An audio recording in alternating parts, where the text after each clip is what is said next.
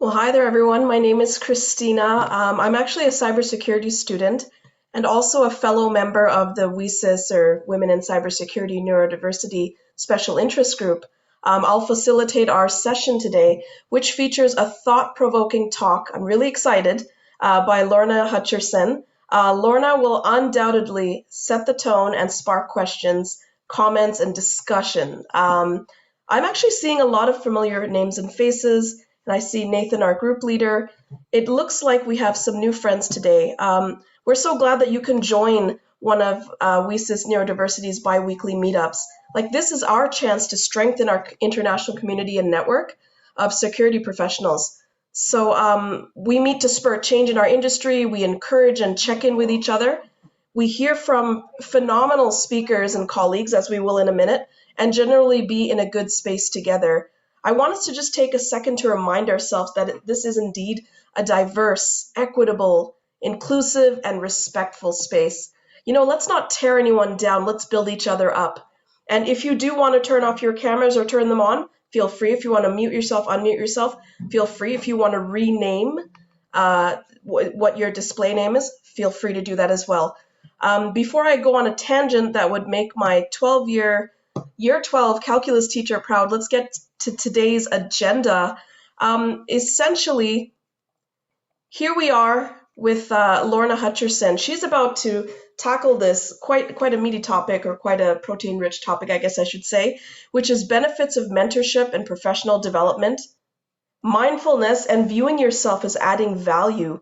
And Lorna Hutcheson, she's a West Point grad. She served in the Army as a military intelligence officer. She spent most of her career in cybersecurity. She attended, she's been just so involved. And I believe if you know the GIAC certifications, she has multiple gold certifications. She was a handler for the SANS Internet Storm Center for over 15 years. I believe she currently runs a security operations center. And, one of the things that I really admire about her is her commitment to mentorship, which is actually how I met her. And I see that she has some slides queued up, so I'm going to zip it and let's get to it, Lorna. Take it away. Yay, thank you for that. So one, I feel very blessed and fortunate that you have asked me to do this, because I like sharing and giving back, and I like working and giving an opportunity for women who are wanting to get ahead, or anybody in cyber, but especially for women, because I can tell you that my entire journey, whether it was from West Point or in the Army, or even in my field now, there's only a handful of us that have been around. I can tell you, in my SOC, out of all of us, I have 3 women right now.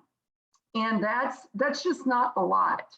And so I really want a chance to give back, because Christina said, hey, here's some ideas for topics. Well, when you all get to know me, you're going to find out that I can talk at the drop of a hat. And so I was like, I can't pick one. I want to do these, and they all go together, and I'll make them fit. So I'm going to kind of dabble in these. And I want to have a good conversation. I do not want to be my only voice I'm hearing. I came here for you all to ask questions and for you all to participate, not to get lectured at by me. And keep in mind, this has been my experience. This has been my thoughts on this, but you may have experienced something totally different and have something really great to share, and like, wow, never thought about it like that. And that's what I think is so great when you start to share is ideas of ways that you can do things better, ways that you can help each other get down the road. So I can remember, and Christina alluded to the fact I've spent my world in cyber like my entire work career. So I will tell you, if it gives you an idea, I got my first SANS cert. I'll say it's not my first SANS, my GCIA, my intrusion analyst cert. I got it in 2001.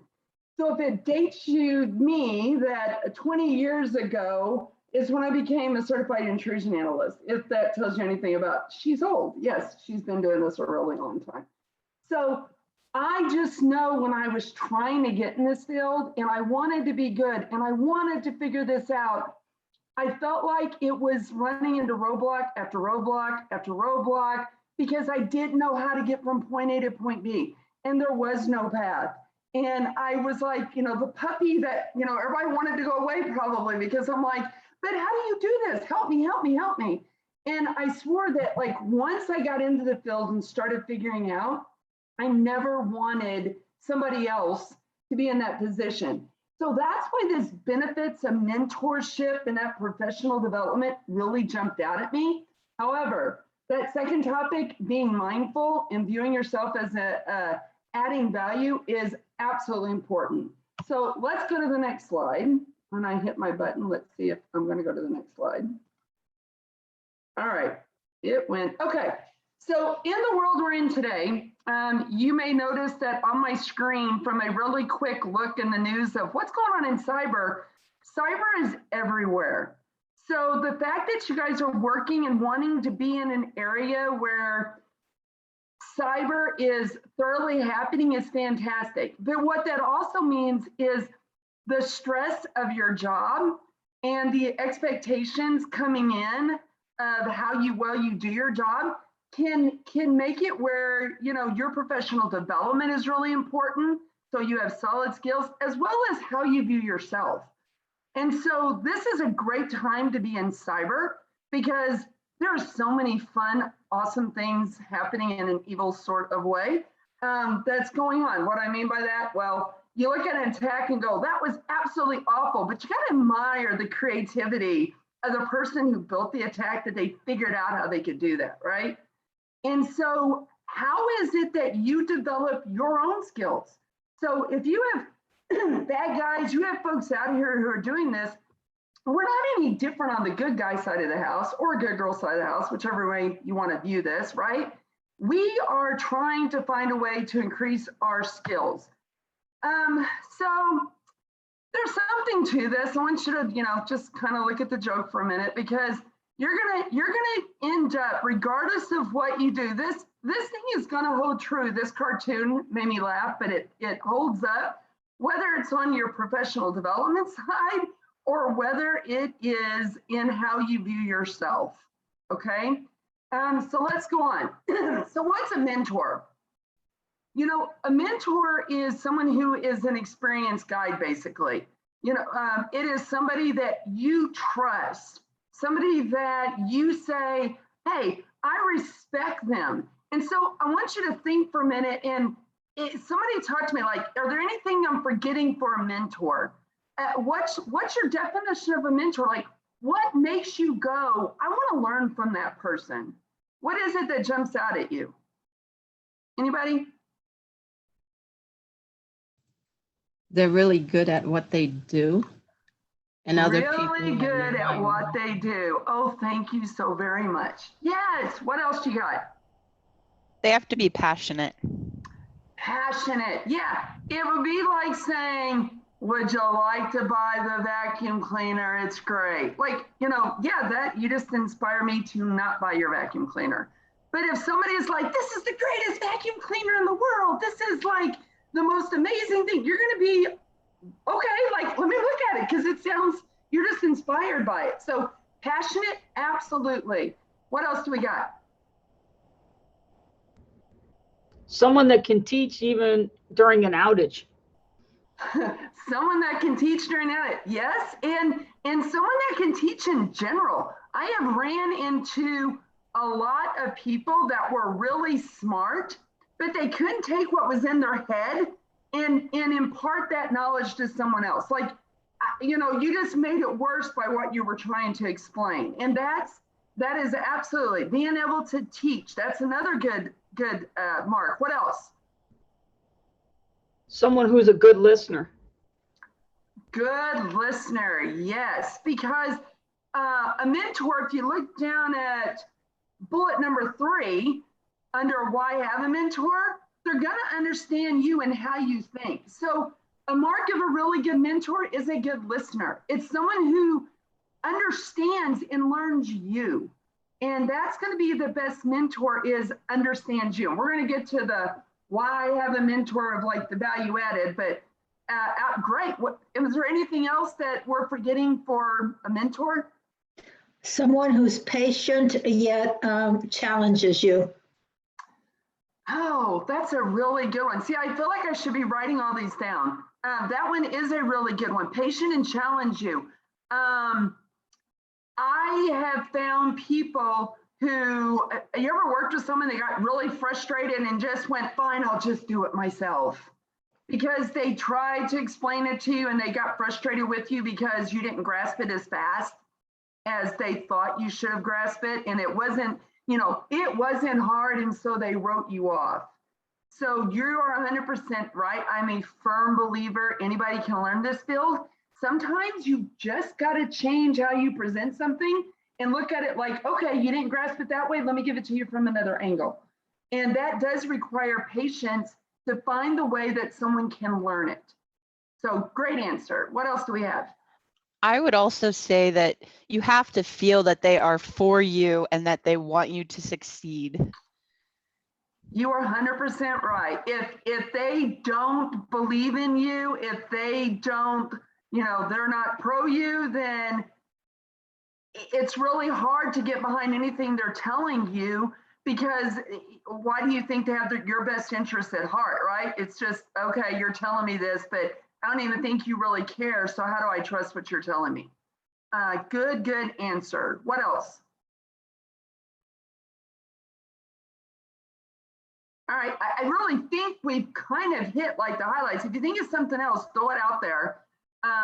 And I don't have my chat window open, so if somebody's saying something in chat, I haven't looked at it. Sorry. So Christina, if you and Nathan can kind of keep an eye on the chat just in case I miss something while I'm yapping here, I would appreciate that. For sure. So we have a great idea of what a mentor is. And what I want you, as you think about all those characteristics we gave, you need to look for that in a mentor. You need to decide these are the most important ones, because I can assure you finding someone who exhibits all those may be really, really difficult. What you got to do is say, what are the characteristics that are most important to me? So you need to find a mentor, because the goal of a mentor is to get you from point A to point B, right? The goal of a mentor is to help you get to where you want to be. And so you need a mentor that can actually help you to get there. But some people are like, why do I waste my time with getting a mentor? Well, there's a lot of lessons learned.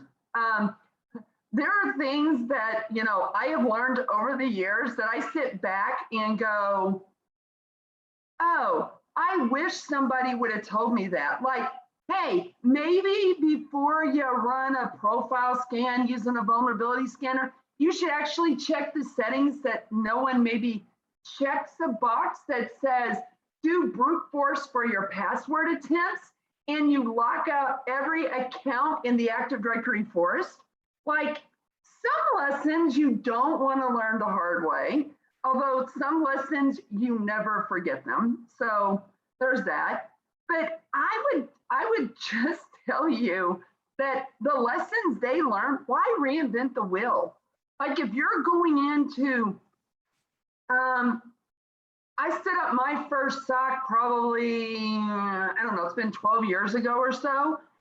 Standing that SOC up, do you think I went in and went, I'm an intrusion analyst, let me build a SOC, hear me roar? Like, no, first thing I did was went and look for people who have gone before and learn from their mistakes, figured out smart ways that I wanted to build a SOC. So I looked for a good mentor, or I went and found people that had knowledge that I could just pick their brains. Because I think we kind of think that a mentor has to be this regular, weekly, ongoing, in and out kind of conversation, and it really doesn't have to be. It could be there, the lifeline you call when you need to bounce a concept off just for a sanity check and make sure it's not, you're not losing it. It could be you meet once a month, and then there's, some goals and objectives you want to set. We'll talk about those in a minute, but it's a mentor is set up where it doesn't stress you, it helps you. And I think that's really important, where you don't want another stress that's like, I told my mentor I would do this and I didn't have enough time and now I'm failing. Like, the mentorship should not add stress to your life. And I have seen where a mentorship can add stress to your life Because if you respect your mentor, you know, they gave you something and you don't want to tell them you can't get it done, but life is busy. And now you're like, what did I sign up for a mentor? Because it's just making me more worried and apprehensive and I can't get to it. So that's not the role of a mentorship.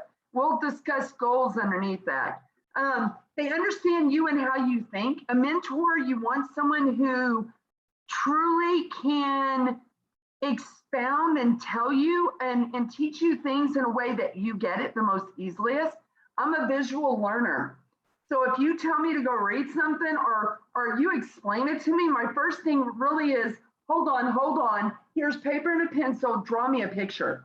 Like, I heard what you said, but my brain didn't process it. Could you draw me a picture and let me process it that way? And so learn how you learn and make sure the mentor is willing to understand you and work with you on whatever it is that makes it where you can learn it the easiest.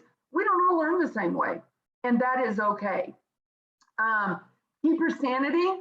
The mentor can be, you know, when you build a good relationship with a mentor, it's someone that you can just go and sit down and vent and be like, I've had it up to here. Let me lay it all out to you. And then ironically, a good mentor is going to be, okay, I hear your thing. Let's adjust things and let's see if we can find you a path through this. And then sometimes you walk out going, okay, it wasn't as bad as what I thought it was.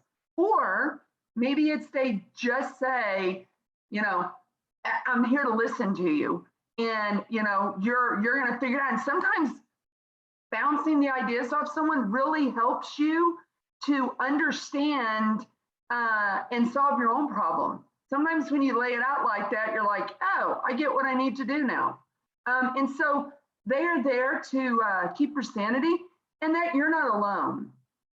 I can't tell you how many times, and I'm sure we all have you just sat and thought and went, I'm the only one that feels like this. I am absolutely the only person that this is happening to. Like, I know no one else thinks like this. And have you ever compared notes and realized what a relief it is that you're not the only person who thinks or feels that way? And that's really what a good mentor is. Like a good mentor, like I've been doing this for a lot of years. I've probably seen and heard and looked at a ton of things now. So when you tell me that X, Y, and Z is going on, the good thing is like, hey, you're not alone in that. Like, trust me, over the years, I have met multiple people that have struggled with this, and it's real. And it's sometimes just a relief to know I'm not the only person that has a hard time with this, or I'm not the only person that is going through this. And so those are just some things of why you want to have a mentor. You know, there's a little diagram on the right of, you know, mentoring and the value that it adds to you. And then ultimately your goals. It's blank because your goals are your goals. What is so important when you go into a mentorship with anybody is that you both have your expectations of what you want to get out of it. Why are you seeking a mentor? What is it that's important to you? What area are you wanting to grow in? I think sometimes we think it's got to be geek stuff and I got to be all cyber. Maybe it's not. Maybe the area you really need to grow in is, I am really bad at public speaking. Like, I am terrified. I want to be a better public speaker. Okay, guess what? There's a path forward to let you become a better public speaker. That could be your focus. Or your focus absolutely could be, I want to be the best ninja intrusion analyst. Okay, I sought you out for that. I sought you out because I respected you and you are good at what it is that I want to be better at. You know, organization, whatever it is, it doesn't have to be cyber. Set your goals and expectations of what you want to get out so that it's very clear. The mentor knows how to guide you and you don't walk away going, well, that was a waste of time. So you need to be very sure in what your goals are. Absolutely. Any We actually have a comment here that says, yeah, I tend to find myself in tech sales. That was from Asher. And we have a question from Natalia. What can a mentee typically offer a mentor? Oh, you ask a beautiful question. I can tell you I have mentored picked up folks I mentor over the years that they're like, oh no, Lorna's mentor. And I'm like, I talked to you one time. Okay, I'll mentor you. I learned from every mentee brings something to the table. And I'll be honest, like, for instance, I put comments up here tonight for the top 3 things I thought about as a mentor. You guys brought great comments for what a mentor does. So if you want to learn something, you teach. And I can even tell you for like the doing mentoring in the SANS cohort that I'm doing now, like I get questions and I'm like, I have no, that's a really good one. Maybe I need to go read it and I'm going to have to research it because I really don't know how to answer you. So what does a mentee offer? You challenge us as mentors to be better people, to be better listeners, to be better at teaching, to be better at guiding, and then to truly learn. Like, I never thought about that being a struggle. Talk about learning from something. So you guys bring as mentees so much to the table for a mentor. Oh, good. Yeah, good question. Lindsay said, from mentees and coaches, a new way of thinking, aha moments, insights into multifaceted processing, new experiences every time. Yep. And that's one reason, I mean, I've had mentees for years. I have mentees for years and I have a mentor because you will never stop growing. I have this on another one. Don't think like you hit the epitome of, nope. Every day, wake up and realize how much I don't know.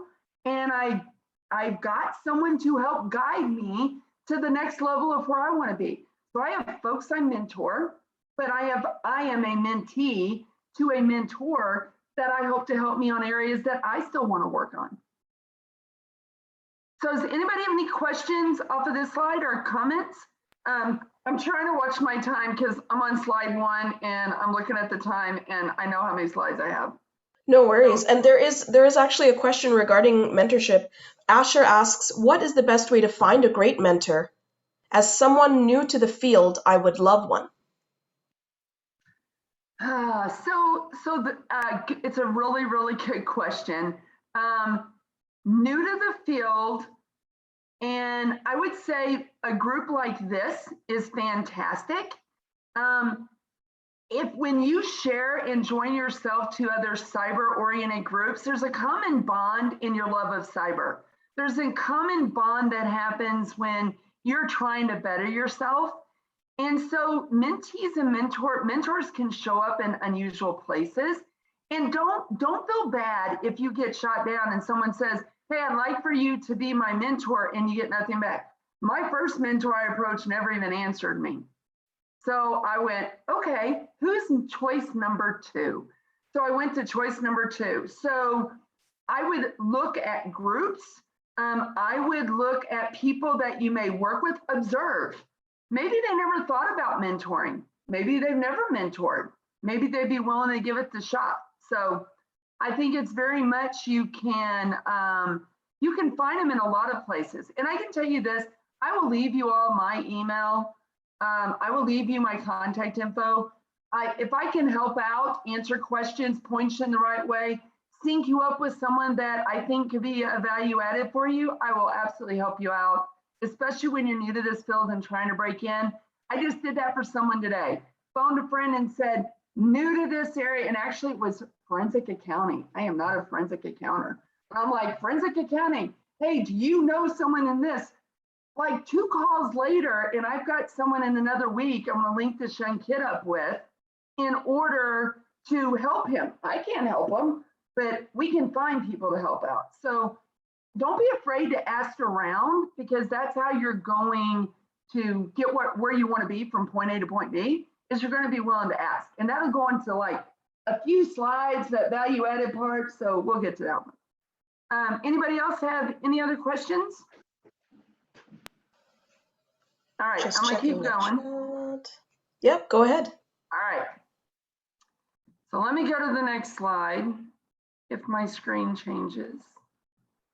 All right, professional development. This is the flip side, and this is where you hone your skills in a, it hones who you are and the direction you want to be for what you want to do with your life and your career, right?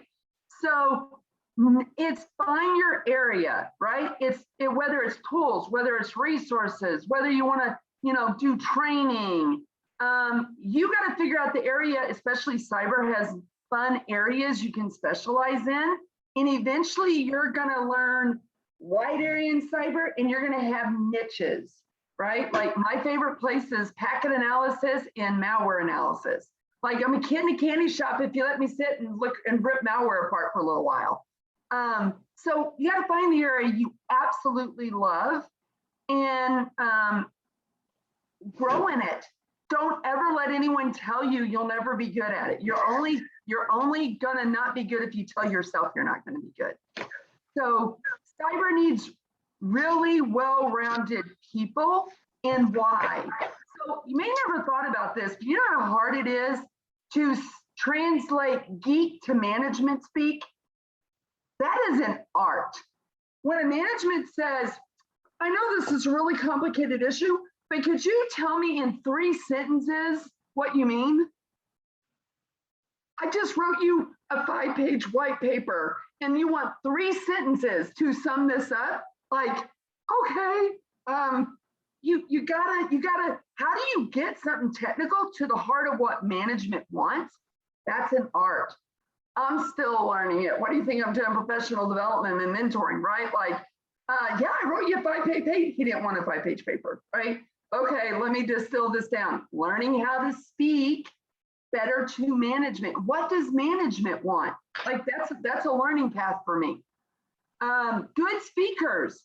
Yeah, being able to go out and impart the fun of cyber and the fantastic, like being in the cyber world is great. Being able to go out and speak to it is so rewarding and so much fun. We need good speakers. We need strategy thinkers. It's one thing to go, you told me to analyze this, but I have no idea in the big picture of why I even needed to analyze it. So learning to think strategically, technically savvy. This goes back to one of the first points when someone said what you respected in a mentor, being technically sound, right? If you want, and this is going to tie into the later development on value added in yourself, sound technical skills do nothing but increase your confidence. When you know you're technically right, now, all right, I'm sound in it. Okay, bring on your argument, bring on what it is, because I'm very comfortable that I understand technically why this is happening, right? And so I want to hear. Now, I've learned over the years to keep an open mind, because what I thought was sound, someone may have just presented something, you went, wow, never thought about it. Okay, second possibility just entered, my purview. So technically savvy, you gotta have. Well organized, I'm gonna cringe on this one. Because if you saw my desk, it looks like a sticky pad exploded, right? Because I write sticky notes to myself because I have to have lists. If I do not have lists, when it's out of sight, out of mind, it's gone out of my brain. So unless I organize myself and I carry around a notebook and I make a list of what I got to get done and I check it off, I will forget. I know that. I have zero retention for that, but it's led to the fact that I'm trying to get out of sticky nightmare because I've got stickies everywhere reminding myself of stuff. Well, then I start having stickies that are duplicative. So well organized, I'm still a work in progress when it comes to well organized. Good writing skills. Back to what we said, you've got a problem set and you need to convey it, whether to management, whether to get funding, whether to justify why you need something, whether to show the value added that the money they gave you was put to good use. You've got to be able to write and figure out how to convey that. And then last but not least, compassionate. And it's very interesting that someone brought this up. This has been one that I think we forget that the human aspect when we approach people and we do work. I try to tell people, and I'm the worst at my own advice, that you want to work to live and not live to work. I love what I do, so I tend to immerse myself at it, and I'm like, oh, it's 10 o'clock at night. I should actually go home and go to bed. because I have to be back here in the morning, right? And so I'm horrible at doing it, but ultimately you want to be compassionate. You need to understand what's going on and support people around you. And when you can mix that effort of, I'm going to support you when you're struggling, what do you think they're going to do back for you when you really need them to step up to the plate? They're gonna be there for you because they know you actually care about them. And in the ultimate end of the day, any of us in any of our jobs, if a bus takes us out, guess what? They're gonna put another person in that slot and the mission rolls on. So we need to take the time to, as in our professional development, to learn to be compassionate to people, and that, you know, you take care of people and the mission will take care of itself. I'm a firm believer in that. I see we have a lot of comments, so I don't know, Christina, if you've been Absolutely. tracking. Yeah, that's right. I mean, everyone is absolutely agreeing with you. They're they're mentioning their strengths, work-life balance and organization and thinking strategically. You're just sparking all kinds of ideas here. See, this is, it's interesting. The hunt is addicting for me. Oh, you guys are like the thrill of the hunt. Like, I've been described by friends of mine of being like the pit bull. Like, once you put her on it, she cannot quit until she solves it. I can't quit till I technically understand why. And nothing drives me more insane of not being able to understand why. But at some point, here's a very hard lesson learned. Freebie for all of you all. You gotta learn at some point, there's only so far down the rabbit hole you can go before you just have to put it in a unsolved mystery box, because you got other mission and work that you have to do. And you can't spend a week trying to break something or trying to fix it, right? Or trying to solve it. Like, why can't I break this malware? What was that one little bit of code that was such a mystery? In the grand scheme of things, you gotta let it go. And that's, you know, sing the Frozen song, everyone, because that's like really, really hard for me to let it go. So I should probably make that like my mantra song or something. I'm trying to see in strategically organized. So if you notice here, people are putting in strengths that they have that other people may not have. Like, not all of us are good at the same thing, but when we come together as one, we build each other up. So if you're really good at something, I'm horrible. Where's my, Asher likes to organize. Okay, thank you, Asher. You probably need to teach me a lesson. So, you know, being in a group where someone, I heard you were good at organization. Can you give me some tips? Guess what? You've just started your way to mentoring someone. So your mentors can be someone within your own peer group that is really good at something you're not. So mentors can pop up in really interesting places. When you love what you do, it's not work. Thank you. That's what I tell everybody. They pay me to do this. And I do this as a hobby. Life is good. When you go to work every day and you're like, I hate what I do. How do you do that? Like, find what you love and go for it. Resolve critical site coding without experience. Can just because I don't want to pursue the issue. Yes. You guys are saying everything. Like, that's fantastic. You're a student studying networking. Networking is so much fun, and networking will make you a phenomenal analyst or in cyber, because you got to understand how networks talk if you're going to work in cyber. All right, I'm trying to keep an eye on my time. Do you guys have any more questions so I can go to the next slide before I lose my ability to get through my presentation? No worries. It does look like no one else has any questions, but yeah, it's great that, you mentioned the professional development being about being a well-rounded person, because at the end of the day, you're not just a drone or a machine. We're not at that stage of, sci-fi yet, that we're just drones and machines kind of doing our job. We need to do this as well and contribute in a team. Absolutely. And it's, you're going to make yourself more marketable as well, because finding people who can put these characteristics, they're just not out there. So that well-roundedness is just going to help you, especially when I look at all these wonderful things that people can do already. It's fantastic. All right, I'm going to go to my next slide if it lets me go to my next slide. now we're changing my topic. This one resonated with me. That's not like, have a little chocolate, life will be okay. So let's talk about mindfulness. This one took me, I'll be honest, a lot of years to learn, I feel like. And if I'm going too long, Nathan, did you pop up to tell me to be quiet? How long do I really have, Christina? Am I done? You can chat for, go ahead, Nathan. Yep. You're good. We can go Okay. on until the top of the hour. We're loving this. Yep. Okay. This is really good. I know you said 30 minutes and I'm like, I've been 37. So am I okay? Or do you need me to be quiet? I think we're good. You want to keep going for 10, 15? Sure. Yeah. That means that I got to talk fast and I'll answer questions at the end. So mindfulness. Absolutely. And viewing yourself as value added and eating cookies when they present themselves. It's a good thing. All right. So what is mindfulness? I pulled a good definition for you because why not go to the dictionary when you need a good definition?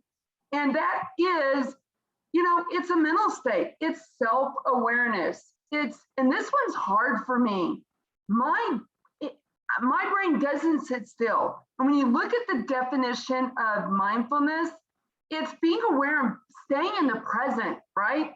It's accepting you, but it's also slowing down and not moving 10 steps ahead of things. And if, y'all would probably be scared to death if you were inside my head because it goes 900 miles a minute. And it's really, really hard for me to slow my head down and to just relax and think about things. Pay attention.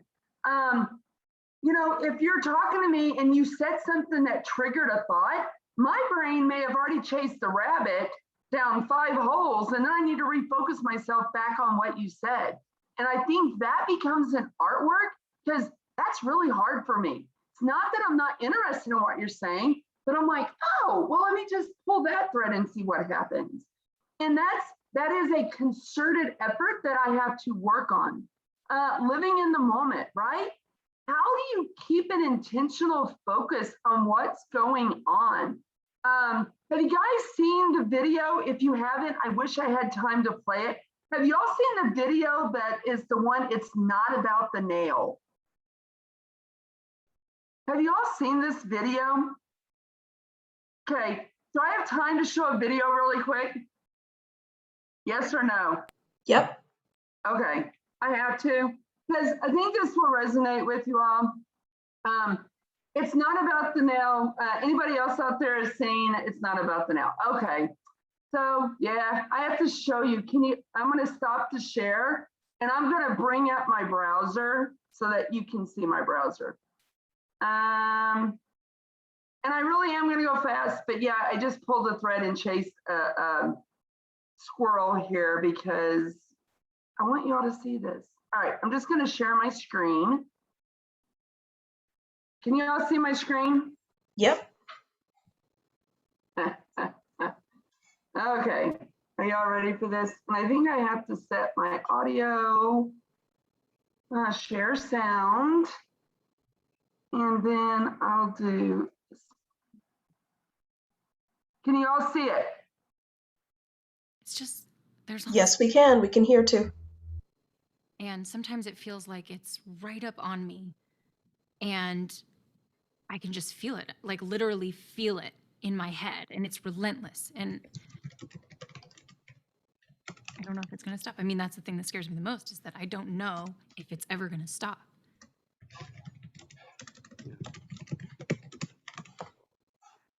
Do you have a nail in your head? It is not about the nail. Are you sure? Because, I mean, I'll bet if we got that out of there. Stop trying to fix it. No, I'm not trying to fix it. I'm just pointing out that maybe the nail is causing. You always do this. You always try to fix things when what I really need is for you to just listen. Yeah, see, I don't think that is what you need. I think what you need is to get the nail See, you're out. not even listening now. Okay, fine. I will listen. Fine. It's just, sometimes it's like there's this achy, I don't know what it is. And I'm not sleeping very well at all. And all my sweaters are snagged. I mean, all of them. sounds really hard. It is. Thank you. Ow! Come on, if you would just Don't. try to see things my Ouch. Okay. So you see why I had to show it to you. So when you sit in like, and it came to me on this mindfulness because my kids are always telling me that, Mom, it's not about the nail. That's like their favorite line now. Like they'll bring me a problem and I'm like, but if you do these things, it's not about the nail.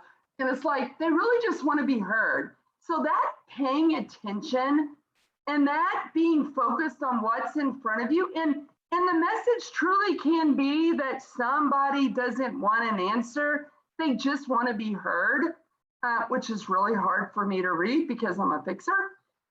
So that's mindfulness. And I can tell you, I will work my entire life on this, and I still feel like I fail in the mindfulness area. Accepting yourself, treat yourself the way you would treat a good friend. I tell my really good friend, you tell your boss that if you aren't going to be paid for those extra hours, then why are you working and miss? Like, you need to just leave work. And they're like, Lorna, you left at 10. That is completely beside the point, right? So accept yourself. Like, take care of yourself, learning to follow our own advice. I'm horrible at it. But be okay with what you're good at. Be okay with your weaknesses. It doesn't mean that you don't work on them, but acknowledge them. I do have a question I ask on my interviews, which is, I like to ask people, tell me something you're really bad at. And the reason I do it is because, are they honest about themselves? Have they ever considered what they're really bad at? And I think that is, to me, that's a great mark of someone who's very comfortable with themselves and in their skin. And I really want that, that's something I look for in people. And then, you know, always just acknowledge, nothing's worse than trying to hide a weakness and pretend you're really good at something that you're really not good at. So know that and be okay with it. Anybody have any questions from this? And do you guys just see my slides, or do you see everything else on my screen?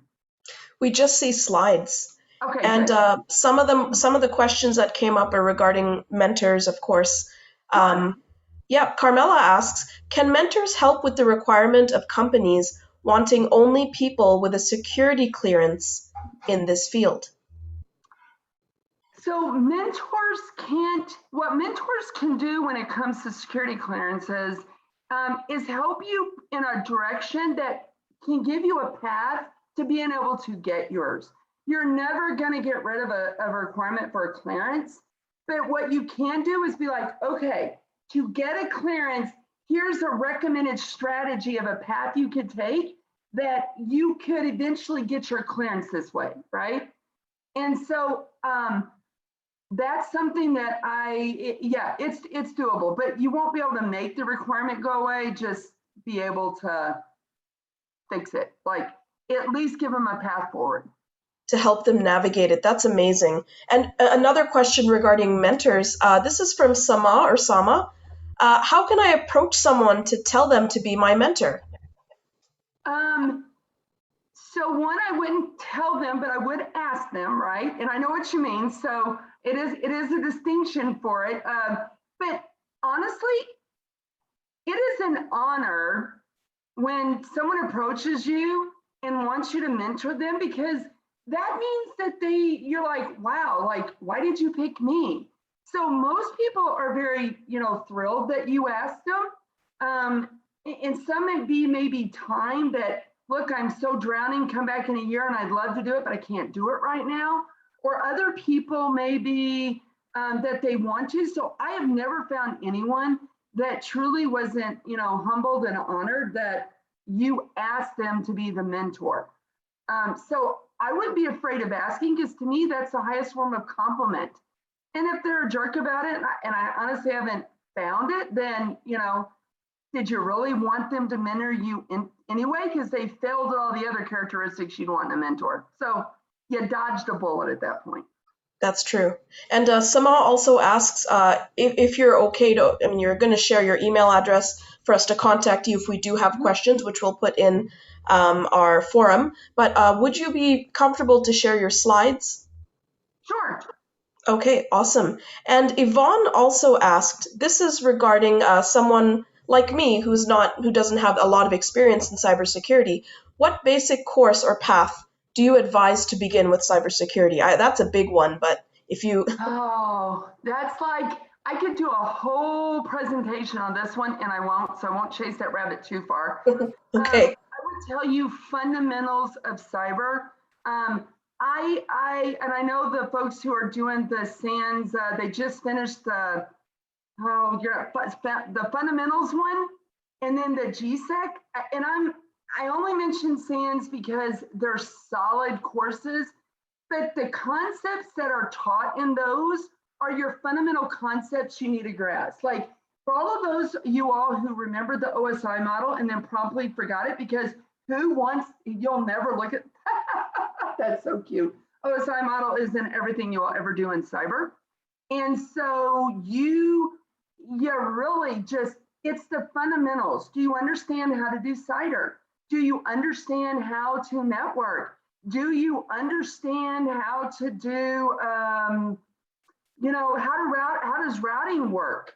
And so I can put together, and I had one originally, and I did it from the Storm Center. And I think I still have the list because the list applies.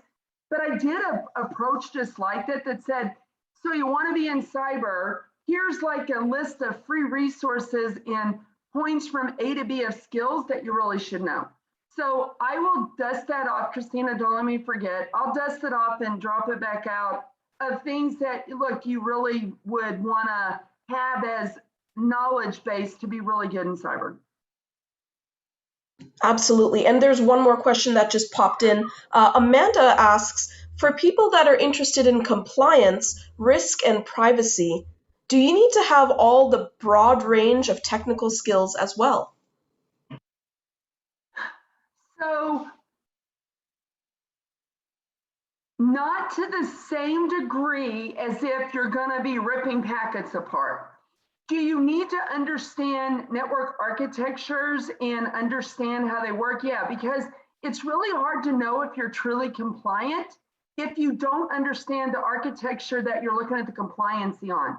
If you're dependent on someone to say, oh, no, we're compliant, this is how, and you're like, that doesn't work that way.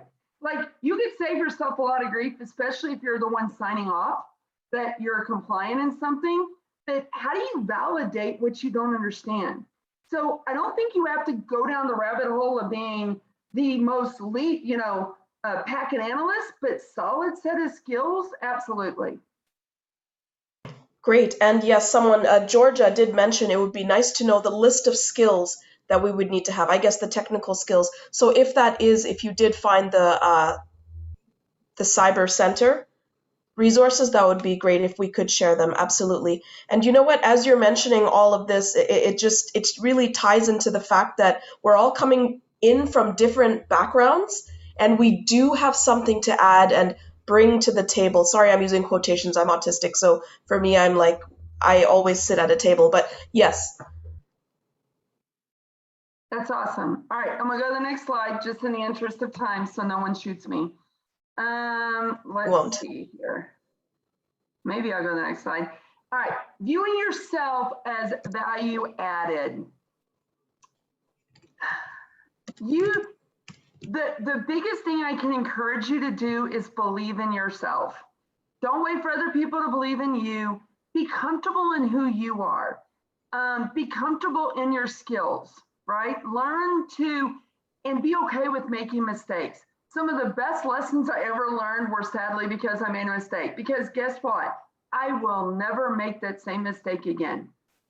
And so be okay with that. Like, you won't laugh at the time, you'll probably cry, but I would assure you that, 5 years down the road, let me tell you this crazy story I did. Like, I was not laughing when I realized I locked out an extremely large network of all of their accounts and passwords. So definitely you'll laugh later. That's all you can say. Listen to what others say. Like, I think we have a hard time taking compliments. I do. It's really embarrassing for me to sit and listen to what someone thinks of me. I have a hard time with that. And so I think sometimes we discount the praise and the compliments people are giving us because we don't believe it. And I think we need to step back, and all of us, we are harder on ourselves than anybody else. Give yourself a break.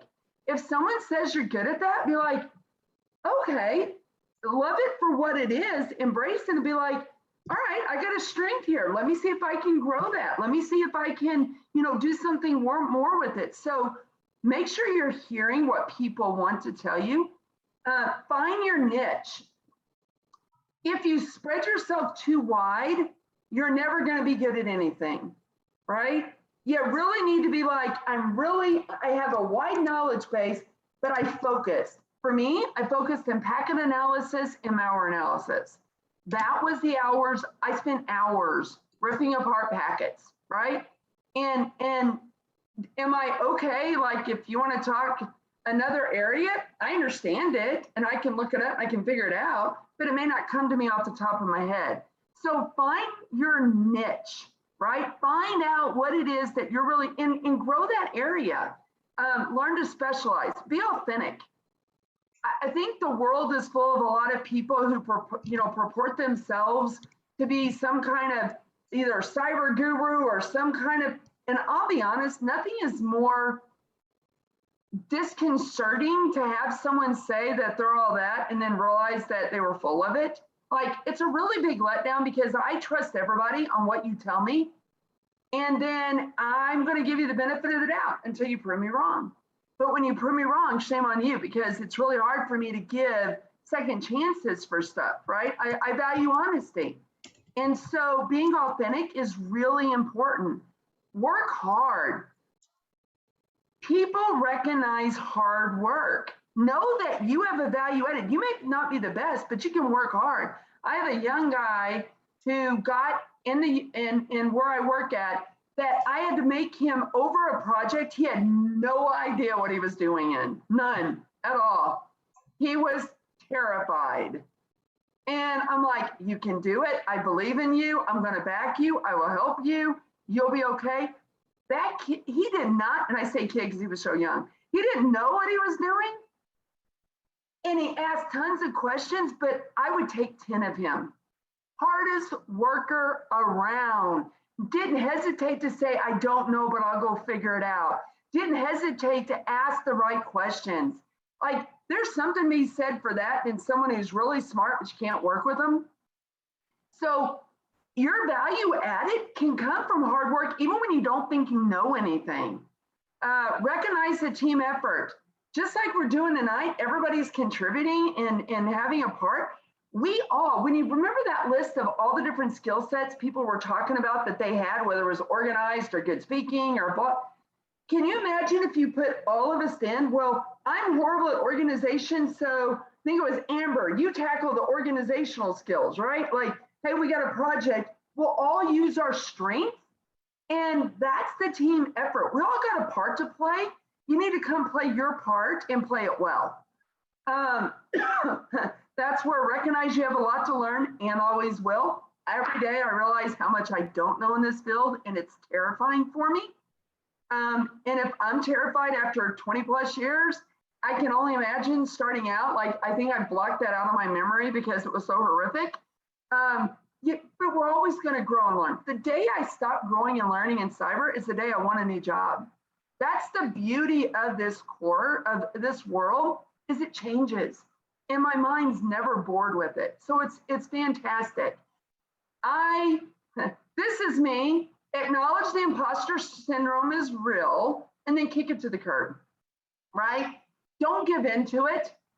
You are value added. You are, someone says, oh no, I'm not really good. I feel like I don't belong in the group. Yes, you do. Believe in yourself and learn to love yourself and learn to trust your judgment. Learn what you bring to the table. So, I know I said your turn, but I want to go to my last slide before I get in trouble here, because I have one graphic, because this is what ties it together. The benefits of your mentorship you seek in your professional development is going to strengthen how well you can be mindful and how you view yourself as a value added, because I view it as cyclic, right? That the more I grow and learn and understand myself and build my skills, the more that I realize that I got something in really well that I can contribute. And the more I work on those professional and those areas of development to be more aware of myself and be more mindful. And so I see those things as, which is why I couldn't separate one from the other when she asked me. And I'm like, I mean, all of them. Because in my head, when I saw them, they all tied together into one piece. And so I know I'm almost out of time and I like monopolize the entire thing. But if there are questions, Christine, if you've been watching the chat, I am happy to answer them. That was my last slide concept. Absolutely. And I mean, the chat is firing off. You know, people are around, well, I'd say North America, but I want to say the world are just kind of like, yes, me too, me too. There's one thing here that's kind of coming up, a topic. It's like women in IT or female identified people in IT, how they feel like they need to prove themselves, or they've been told I have. And I think somebody mentioned here, yep, we need to prove ourselves way more than men. You need to know your stuff better than anyone. So there is that. I think that's totally relevant to our group, WiCyS, and in neurodiversity too. Yeah. What do you think about that, Lorna? And by the way, everyone, you can. We're gonna get to unmuting pretty soon, so we can just chat and fire away. Go ahead, Lorna. Because I know I said I wanted to talk and then I yap for a whole lot. So let me tell you what I think about it. And this is the world according to me, and it's my perspective, and you may have a different approach and strategy. So I have spent my entire life almost in a world that is dominated by men. So when I went to West Point, I went in 10 years after women were allowed at West Point. There in my company, there were 3 of us. I was the only one that actually ended up women that graduated. So I went into Army. I had a whole platoon of men. I was the only woman. In cyber, I walk into the room. I am the only woman, right? So I would just say what I let it do for me is West Point. I've met the kind of guys that went there. That's funny. Okay. So there are some good ones out there, just to tell you that. I would say what I did was I let it fuel my competitiveness. I'm a competitive person. So if you tell me I can't do something, my first thing is, watch me. Like, it's challenge accepted, right? It may take me 2 years, I'll do it. And so I tend to let it be my motivation. And then I use it also because something is really satisfying to walk into some place where guys want to play stump the chump and they walk out looking stupid. And so, when they want to, and so you can approach it one of 2 ways. You can say it's not fair, and it's not, and we work to make the changes, and I completely acknowledge that, but I let it be a motivator. Right? I let it be the thing that drove me, that said, they can't say I'm not good enough because I'm going to prove people wrong. I want it to be where it is something that it made me push myself because I wasn't going to be second to someone. And I don't know that I would have pushed myself that hard if I hadn't had to work for it. But I let guys dig their holes. Like, one of my favorite things is you walk into a meeting when they don't know you, and you walk in with, let's say Nathan and I walked into a meeting and sat down. Nathan is the technical guy they're going to talk to, and I'm obviously the secretary who came to take notes, until they turn and look at you for all the technical answers. And I have literally watched blood drain out of people's faces when they realized that they skipped over who the technical SME in the room was. I don't say a word about it. I answer the questions, but I can tell you, I really think that they won't make that same mistake again, and they underestimated someone. And so I think that is, I've taken an approach of, I can let it make me miserable, or I can let it drive me forward. And I chose let it drive me forward. I don't know if that helps you. And you can have a different take. Like, yeah, not doing that. And that's okay. And I do believe in change, but it's what do you do? I'm a kind of when life hands you a lemon, make lemonade kind of person. So what do you do when life throws you a challenge? I try to figure out a way to tackle it. Absolutely. I'm sure that people want to, you can actually unmute yourselves or put your hands up and we can chat with each other. It's an open discussion. I have all of your lovely faces or names in front of me, and I'm just kind of looking to see if anyone's got their hands up, or you can unmute yourself. I did see one person, Beth, you put in there, hate it when guys take my answers to the boss and claim my answers as theirs. What's really funny, and I had that so much, is that, believe it or not, people know that they're not getting the answers themselves because they've proven themselves incompetent and they know where it's coming from.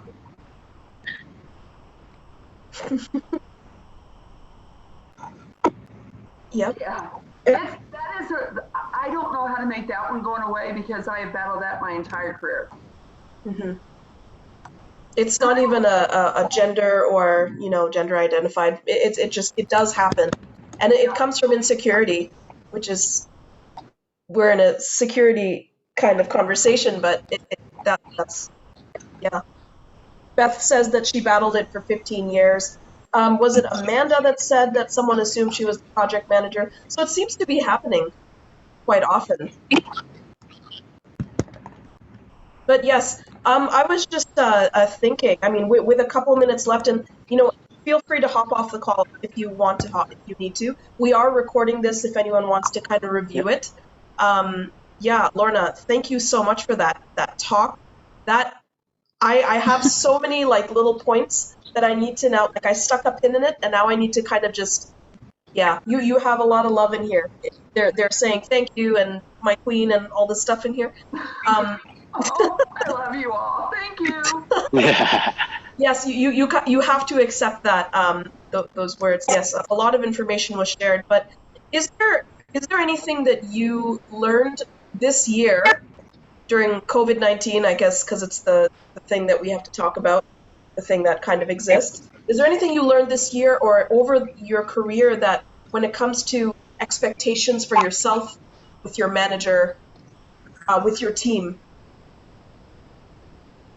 conflicting expectations, I guess? Oh, that's such a tough question. COVID has made for a extremely interesting year.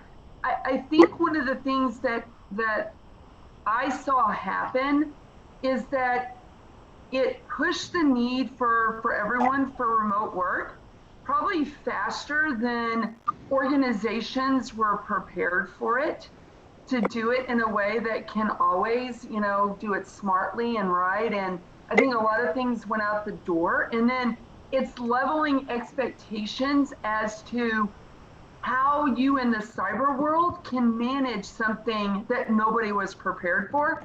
And to set it, I am truly also a firm believer in bad news doesn't get better with time.